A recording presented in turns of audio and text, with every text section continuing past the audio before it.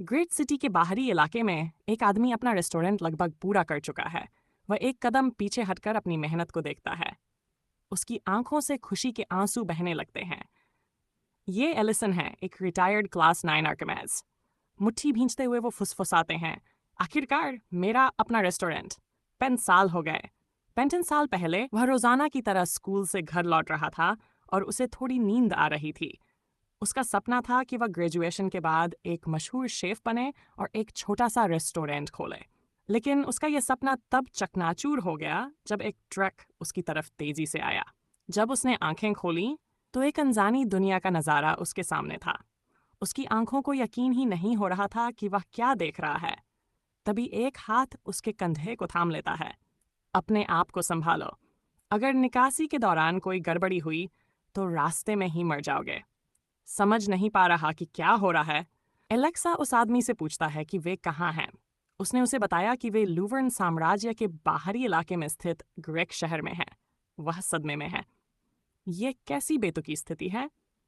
एक ऐसी दुनिया जहां राक्षस हैं, जादू है और एक ऐसा साम्राज्य है जो मानो ड्रैगन से युद्ध कर रहा है। एलेक्स ने खुद को डालने और सकारात्मक सोचने का फैसला किया। एक ट्रक की टक्कर से मैं लगभग मर ही गया था, लेकिन खुशकिस्मती से मुझे दूसरा मौका मिल गया। दुनिया इतनी बुरी तो हो ही नहीं सकती है ना? तभी बादशाह का एक फरमान आया, लुवर्न साम्राज्य के लोगों, देश का भाग्य दांव पर है। अब आपको खुद इस देश के लिए खड़ा होना होगा।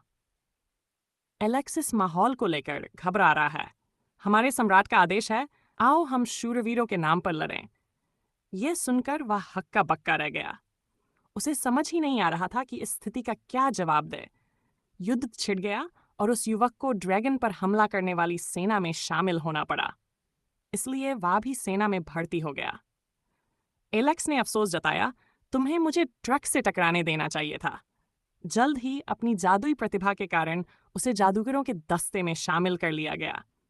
शूरवीरों की तुलना में जादूगरों को अग्रिम मोर्चे पर नहीं लड़ना पड़ता था। इस दुनिया में आने के बाद एलेक्स ने पाया कि खाना बेहद बेस्वाद और निगलने में मुश्किल था, लेकिन लोगों को खाना अच्छा लगता है। उसने मन ही मन सोचा, अगर मैं यहाँ एक रेस्टोरेंट खोल सकूं तो कितना मशहूर होगा। हाँ, मैं यहाँ अपना अधूरा सपना भी पूरा कर सकता हूँ। अपने सपने के प्रति अपनी प्रतिबद्धता के साथ उन्होंने आखिरकार हार नहीं मानी। 15 साल बाद एलेक्स आखिरकार सेवानिवृत्त हो गए। उन्होंने ग्रेक सिटी में अपने पूर्व साथियों के साथ एक रेस्टोरेंट खोलकर एक नई जिंदगी शुरू करने का फैसला किया। तभी एक महिला की नज़र रेस्टोरेंट पर पड़ी। उसने वहां जाकर देखने का फैसला किया, लेकिन एलिसन का रोता हुआ चेहरा देखकर चौंक गई। वह ऐसे रो रहा है जैसे बहुत मुश्किल समय से गुजर रहा हो। उसने चिंतित होकर सोचा, क्या तुम ठीक हो? इस बार एलेक्स ने उस औरत पर ध्यान दिया। हाँ, मैं ठीक हूँ।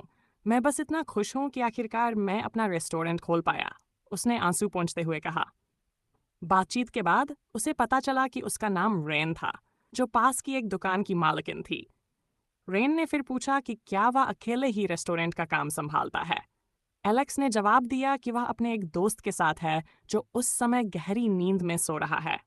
रेन ने फिर एलेक्स को अपने पति की कसाई की दुकान की सिफारिश की, लेकिन उसे आगाह भी किया कि उसके पति का स्वभाव गुस्सैल है। हालांकि एलेक्स ने सोचा कि रेन की दयालुता देखकर उसके पति से बात करना आसान होगा। फिर भी जब वह दुकान के मालिक से मिला तो वह इतना घबरा गया कि बोल ही नहीं पाया। पता चला कि मालिक ने उसे किसी दूसरी दुकान का व्यापारी समझ लिया था। इससे पहले कि वह कुछ बोल पाता और मांस खरीद पाता, मालिक ने गुस्से से कहा, मैं इसे नहीं बेच रहा हूँ। उसने घबराकर पूछा, क्यों? क्या तुम्हारे कान बंद हो गए हैं? मैं इसे बेच नहीं रहा हूँ। तुम एक रेस्टोरेंट वाले हो। मैंने तुम्हारे जैसे बहुत से लोग देखे हैं। आप सब सस्ते दामों पर मांस खरीदते हैं और फिर खराब होने से पहले उसे दुगने दाम पर बेच देते हैं। एलेक्स दंग रह गया। हालांकि मैं ऐसा नहीं करता। तभी एक तवा मालिक के सिर पर जोर से लगा। पहले से घमंडी मालिक तुरंत अपना आपा खो बैठा। फिर रेन ने एलेक्सिफ से पूछा कि उसे बेलरिन का मांस चाहिए और उसने हाँ कर दी। अप्रत्याशित रूप से गुस्सैल मालिक वास्तव में दयालु दुकानदार से डर गया। बीच में फंसकर एलेक्स ने सोचा, मुझे घर जाना है।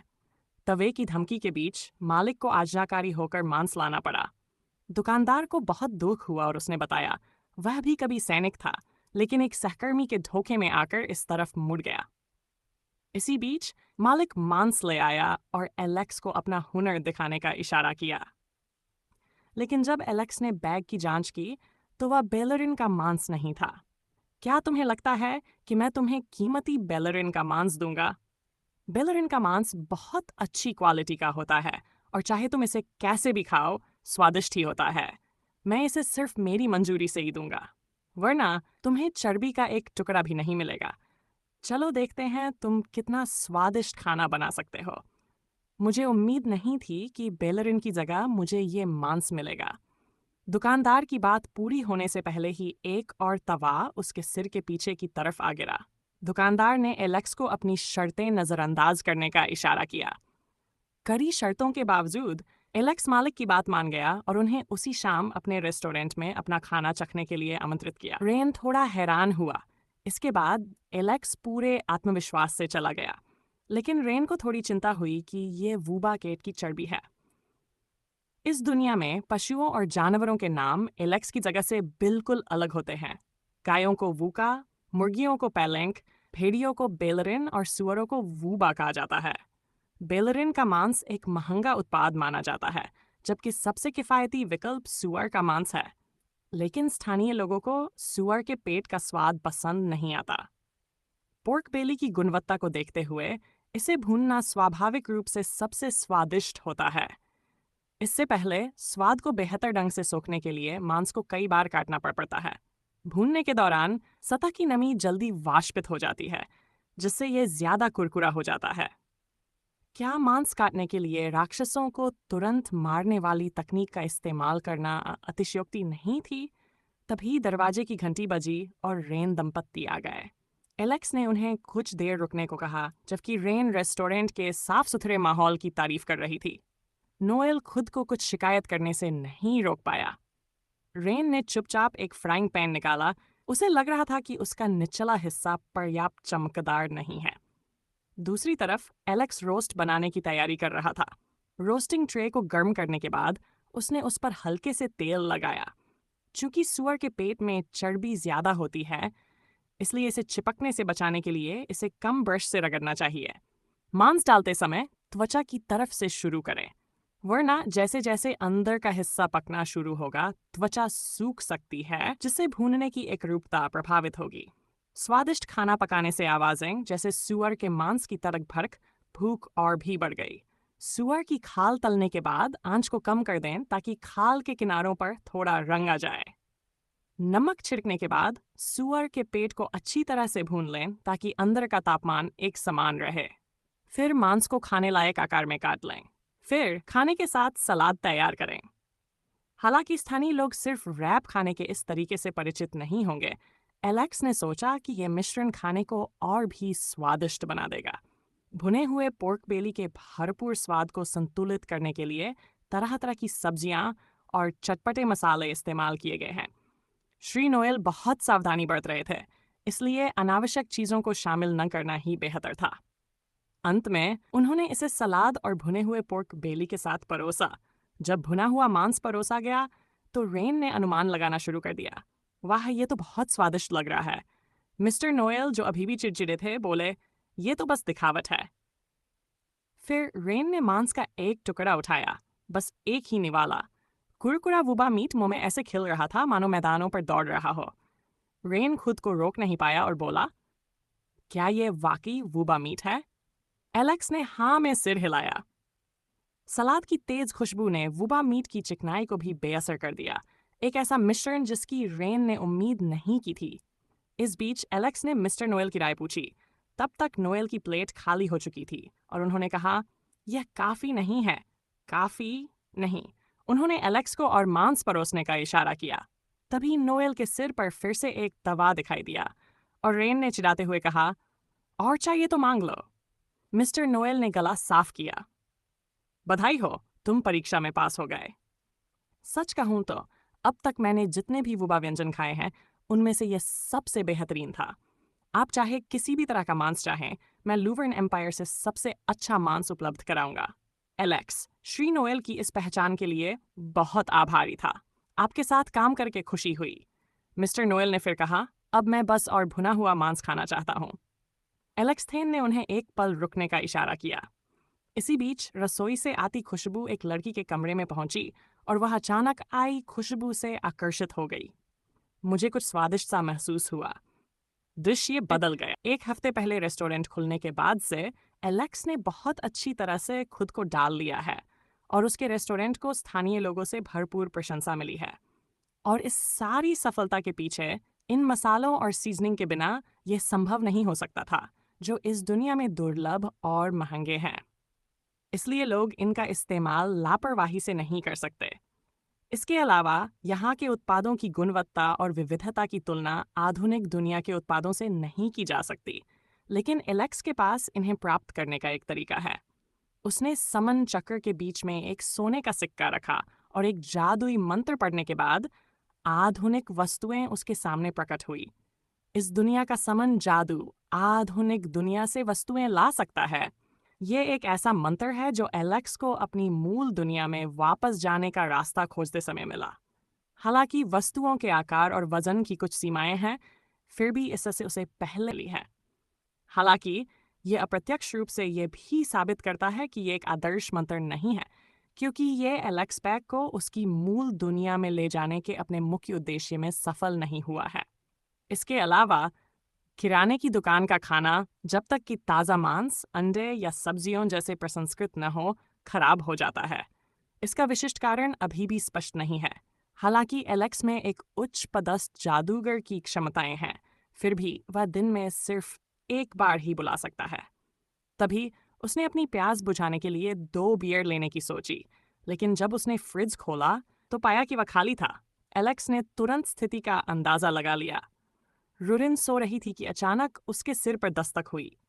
यह क्या है? मैंने कुछ गलत नहीं किया। एलेक्स को असहाय छोड़कर एलेक्स ने आह भरी, यह तुमने फ्रिज से बियर निकाली और सारी पी ली। कम से कम पीने के बाद साफ तो कर लिया करो। पिछली बार मेरे लिए कुछ भी स्वादिष्ट खाना न छोड़ने का यही नतीजा है। सबसे बड़े काले अजगर की तरह रुरिन ने जवाब दिया, और यह शरीर तो अजगर का है। मैं सफाई जैसा काम क्यों करूंगी? सफाई तो निचले दर्जे के प्राणी करते हैं। उसके बोलते ही एक खनक सुनाई दी, मानो किसी नई मुसीबत का संकेत दे रही हो। सबको छील कर, लेकिन मैं तो एक अजगर हूँ, रुरिन ने प्याज का एक कटोरा छीलते हुए कहा।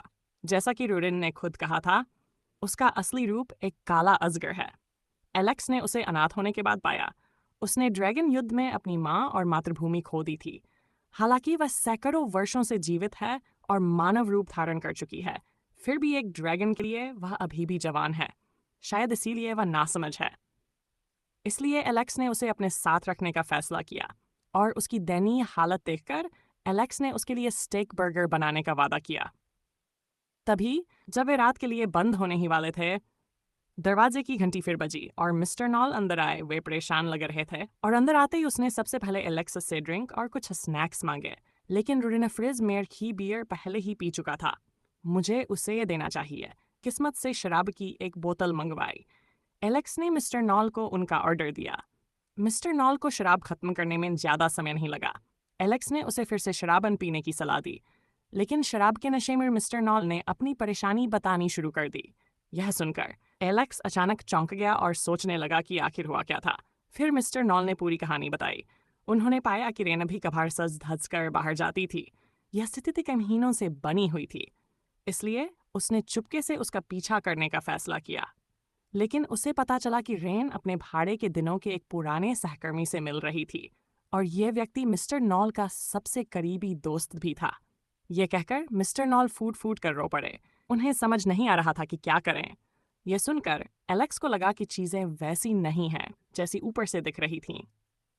कृपया यह मामला मेरे ऊपर छोड़ दीजिए, महोदय। हालांकि वह रेन को ज्यादा समय से नहीं जानता था, फिर भी उसे यकीन था कि वह विश्वासघात करने वाली नहीं है। इस बीच रुरिन उसके काम करते हुए बुदबुदा रहा था। एलेक्स थेन ने उससे पूछा, क्या तुम बाहर जाना चाहती हो या छीलना जारी रखना चाहती हो? रुरिन ने उदास होकर सिर हिलाया और बाहर जाने के लिए राजी हो गया। कुछ ही देर बाद वे उस जगह पहुंच गए जहां मिस्टर नॉल ने बताया था। एक रेस्टोरेंट के सामने उन्हें मिसेज रेन मिली। उनके सामने एक आदमी बैठा था, शायद वही सहकर्मी। उनकी स्थिति को बेहतर ढंग से समझने के लिए एलेक्सलेट रुडिन ने अंतरिक्ष जादू का इस्तेमाल करके उनकी बातचीत सुनी और उसे इनाम में एक बीफ बर्गर देने का वादा किया। पेटू रुडिन ने 2 बर्गर मांगे और एलेक्स तुरंत मान गई। जादू के जरिए एलेक्स ने उनकी पूरी बातचीत सुनी और पाया कि उनका रिश्ता वैसा नहीं था जैसा मिस्टर नॉल ने सोचा था। यह एक बड़ी गलतफहमी लग रही थी। कुछ देर सोचने के बाद एलेक्स सीधे उन दोनों के सामने आया और बोला, मिस्टर नॉल ने भी तुम्हें गलत समझा है। दूसरी तरफ मिस्टर नॉल नशे में धुत होकर मेज पर लेटे हुए थे। जब मिंट, उसका साथी और रेन रेस्टोरेंट के दरवाजे पर आए तो मिस्टर नॉल की नींद खुल गई। उन्होंने उन्हें देखा और गुस्से से अपने साथी पर हमला करने के लिए मुट्ठी तान दी। हालांकि ऐसा लग रहा था कि उनका साथी बचना नहीं चाहता था, लेकिन एलेक्स ने तुरंत एक जादुई अवरोधक लगाकर मिस्टर नॉल के हमले को रोक दिया।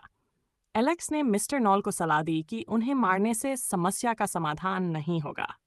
अगर तुम्हें पहले पता होता कि मिस्टर मिंट ने तुम्हें मीट की दुकान खोलने पर पैसे उधार दिए थे तो शायद तुम शांत हो जाते। ये सुनकर मिस्टर नॉल ने अविश्वास से अपना काम रोक दिया। एलेक्स ने आगे कहा, चलो सब बैठकर ठीक से बात करते हैं। ये देखते हुए किया और हॉट पॉट का इस्तेमाल करने का सुझाव दिया। इस बीच रेन ने पूरी बात विस्तार से समझा दी। जब मिस्टर नॉल की सारी जमा पूंजी ठगी का शिकार हो गई तो मिस्टर मिंट ने ही उन्हें अपनी दुकान खोलने के लिए पैसे उधार दिए। अगर ये सीधा कर्ज होता तो मिस्टर नॉल जरूर मना कर देते। इसलिए रेन ने झूठा दावा किया कि एक सरदार ने उन्हें पैसे वसूलने में मदद की। लेकिन क्या भाड़े के जीवन से निवृत्त होने के बाद तुम्हारे पास कोई योजना नहीं थी? फिर कैसे हो सकती है? खाना तो तैयार है। तभी एलेक्स ने उन्हें बीच में ही टोक दिया। माफ कीजिए, सब्जियों को ज्यादा देर तक नहीं उबालना चाहिए। क्या खाते समय बातें करना बेहतर नहीं होता? मिस्टर मिंट ने पहले उसे चखा और फिर मिस्टर नॉल को भी चखने को कहा। थोड़ी देर चखने के बाद वे अपने पिछले जन्मों की यादें ताज़ा करने लगे। हालांकि 1 दशक से ज्यादा हो गया था, पर ऐसा लग रहा था जैसे कल की ही बात हो। एलिसन की मदद से बरसों की दुश्मनी और राज खुल गए और उनके झगड़े आखिरकार सुलझ गए। लेकिन रॉरेन इस बात से खुश नहीं था। तुमने जो 2 बीफ बर्गर देने का वादा किया था, उसका क्या हुआ? एलेक्स बस अजीब सी मुस्कान दे सका। मैं तो लगभग भूल ही गया था। तभी मिस्टर मिंट ने एलिसन को आवाज दी और यहाँ अपने भाड़े के सैनिकों के समूह की सभा में एक महत्वपूर्ण व्यक्ति की मेजबानी करने की इच्छा जताई। एलेक्स तुरंत मान गया। कुछ दिनों बाद एलेक्स ने एक उपयुक्त मेनू के बारे में सोचा। ये कोई मुर्गी नहीं, बल्कि मुर्गी जैसा दिखने वाला एक जीव है जिसका नाम पैलेंक है। इस दुनिया में इसे एक उच्च स्तरीय सामग्री माना जाता है क्योंकि ये बहुत तेज है और आम लोगों के लिए इसे पकड़ना मुश्किल है, यहाँ तक कि उच्च श्रेणी के जादूगर एलिसन के लिए भी। इसलिए उसे कोई दूसरा रास्ता ढूंढना पड़ा। इससे पहले एलेक्स मिस्टर नॉल की दुकान पर गया था और मिस्टर नॉल ये सुनकर हैरान रह गए कि एलेक्स पैलेंक मीट चाहता है। उन्होंने एलेक्स से कहा कि यह मीट साल में 1 बार भी मुश्किल से ही बिकता है और उसे ये विचार छोड़ देने की सलाह दी। हालांकि एलेक्स ने उल्टी मनोविज्ञान का इस्तेमाल करने का फैसला किया। क्या तुमने नहीं कहा था कि तुम मुझे मनचाहा मांस दिला सकते हो? आत्मविश्वासी मिस्टर नॉल अब कहाँ हैं? खुशकिस्मती से मिस्टर नॉल ने एलेक्सिन को सही रास्ता दिखाया। हाल ही में पैलेनक को लेमन फॉरेस्ट में देखा गया था। तो एलेक्स लेमन फॉरेस्ट गया, लेकिन पैलेंक को पकड़ना बहुत मुश्किल साबित हुआ। फिर उसने रॉरान को कोशिश करने देने का फैसला किया। अगले ही पल पूरे जंगल में एक भयानक दबाव छा गया और रॉरान ने एक अजगर की दहाड़ लगाई, जिससे पैलेंक उस शक्तिशाली दबाव से इतना डर गया कि वह हिल भी नहीं सका और बेहोश भी हो गया। रॉरेन ने गर्व से कहा, अगर तुम सावधान नहीं रहोगी तो तुम्हारा भी यही हाल होगा पैलेंक। कुछ ही देर बाद दोनों वापस रेस्टोरेंट में पहुंचे और रॉरेन को आखिरकार उसकी बियर मिल गई। एलेक्स ने उसे याद दिलाया कि वह सारी बियर ना पिए क्योंकि आगे आने वाले व्यंजन उसके साथ अच्छे लगेंगे।